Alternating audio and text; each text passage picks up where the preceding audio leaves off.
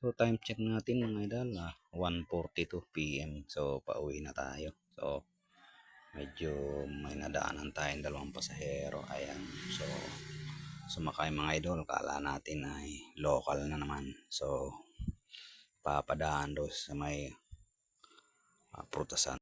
So yun nga pala mga idol. Ayan, medyo ah, dumaan tayo mga idol. So pamaria sila mga idol. Ayan. So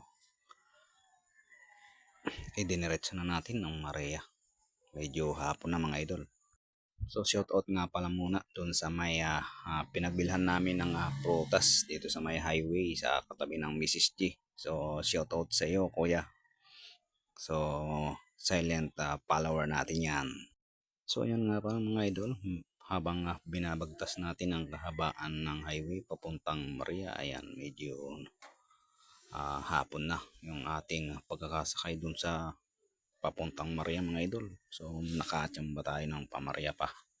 So hapon na nating naisakay mga idol at na daanan natin sa highway habang papauwi tayo. So nang hinayang tayo mga idol, ayan, so medyo biniyahe muna natin papuntang Maria mga idol. Ayan, so nagpababa sila dyan sa may Pure Gold sa Maria.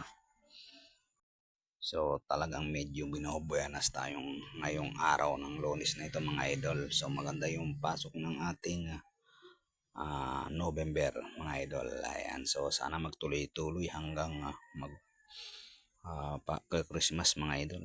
Medyo sana gumanda yung ating pamamasada. Ayan, so medyo pauwi na tayo mga idol at naihatid na natin yung ating pasahero mga idol. Ayan, so sana gumanda pa yung pamamasada natin hanggang hapon mga idol.